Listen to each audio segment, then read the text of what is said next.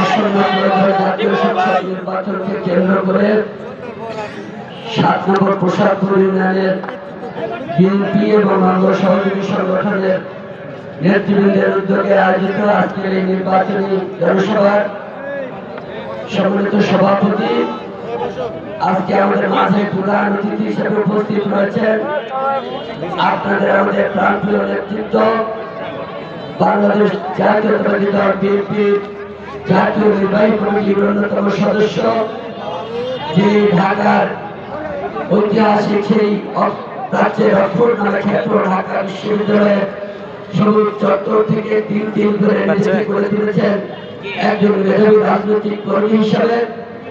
আমাদের একই এলাকার একই বন্ধনে আবদ্ধ আমাদের সকলের প্রিয় মুখ জনাব আব্দুল মতিন, মঞ্চে উপস্থিত আমাদের আরেক বড় ভাই মখলিসুর রহমান মখলিস সহ সম্মানিত নেতৃবৃন্দ, এই এলাকার সর্বস্তরের সুধীবৃন্দ, মায়েরা, বোনেরা, আপনাদের সকলকে আন্তরিক শুভেচ্ছা সহ সালাম জানাচ্ছি। আসসালামু আলাইকুম ওয়া রাহমাতুল্লাহ। হিন্দু ভাই বোনদের জন্য নমস্কার। ভাইরা আমার, বক্তৃতা কি দিব, এই মাঠে যখন ঢুকি তখন কানে আসলো যে একটা বিশেষ দল যারা ধর্মের লেবাস করে মানুষকে বিভ্রান্ত করছে, তারা এই ইউনিয়নের দু এক জায়গায় এসে বক্তব্য রেখে গেছে আমার সম্পর্কে যে আমি নাকি জানাজার নামাজ পড়াতে পারবো না।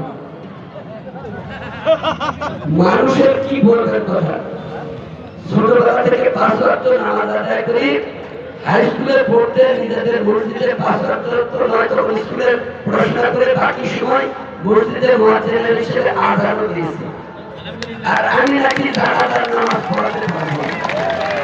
যে ভাইয়েরা বলেন ওই কথা, তাদের কাছে দাওয়াত থাকলো, আল্লাহ না করুন তাদের আত্মীয় স্বজন মারা তারা গেলে জানাজার মসজিদ না পেলে আমাকে দাওয়াত করবেন। সেদিন ভুল ত্রুটি ধরবেন আপনারা, তার আগে অতটা এসব কথাবার্তা না বলাই ভালো। তো যাই হোক, এরা তো অনেক কথাই বলে। একটু আগে শুনলেন তাদের আমির জামাত টুইটারে বক্তব্য দিয়েছেন যে আমাদের মায়েরা, বোনেরা, মেয়েরা যারা চাকরি বাকরিতে যায়, কর্মক্ষেত্রে যায়, এইটা গার্মেন্টসে চাকরি করে, হাজার হাজার লাখ লাখ মেয়ে এখন বাংলাদেশের গার্মেন্টসে চাকরি করে, তারা বৈদেশিক মুদ্রা আনার জন্য গার্মেন্টস সামগ্রী বিদেশে রপ্তানি হয়, সেই প্রক্রিয়ার সঙ্গে যুক্ত রয়েছে।